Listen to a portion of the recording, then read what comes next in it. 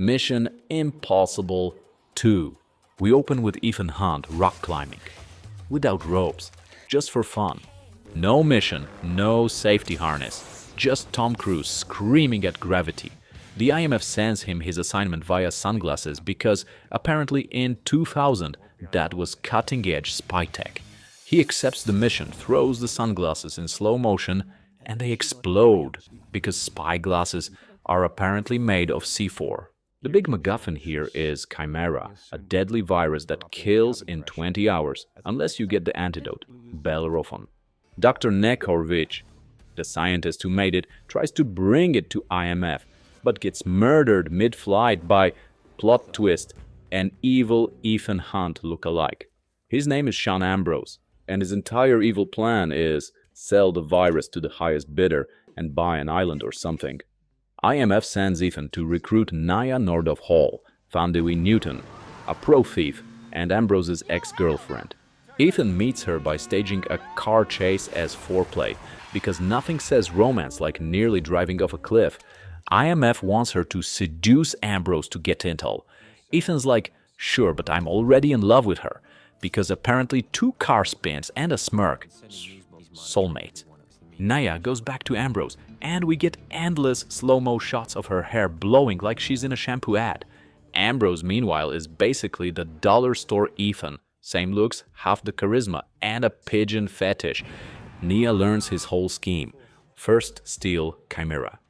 2. Infect the world. 3. Sell the cure. Which is basically Mission Impossible meets Pharma.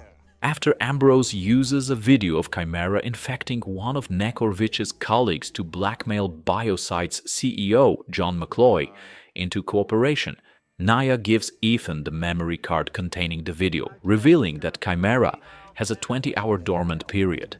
Bellerophon is only effective if used within that window. Ethan's team kidnaps McCloy and learns that the only Bellerophon samples taken by Nekorvich are now in Ambrose's hands, but he doesn't have the virus since Nekorvich injected himself with it.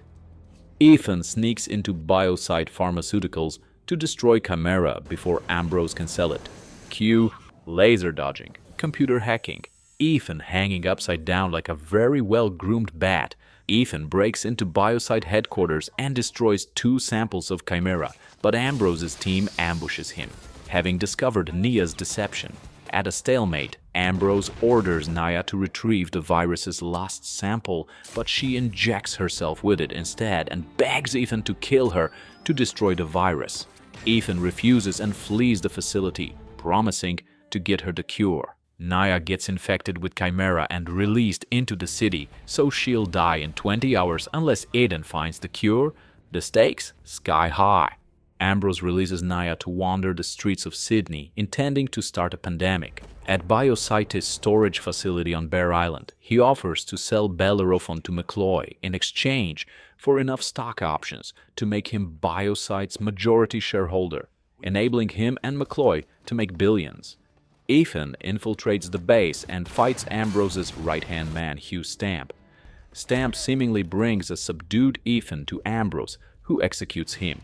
However, Ambrose, upon seeing Stamp's bandaged finger, which he had earlier cut with a cigar cutter for questioning his trust in Nyah, discovers that the dead Ethan is Stamp, masked and gagged, while the actual Ethan has stolen the Bellerophon samples.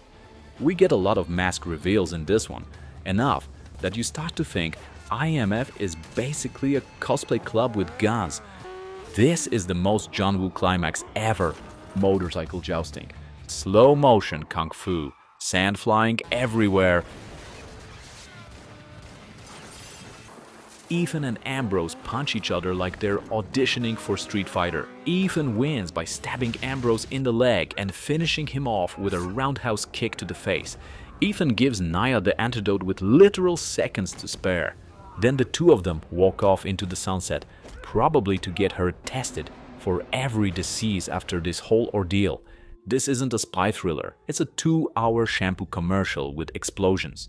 The plot is just a virus chase, but you watch it for Cruise's glorious slow-mo hair, motorcycle combat like a 13-year-old's video game fantasy, and so many doves you start wondering if PETA was still mad from the first movie's fish tank.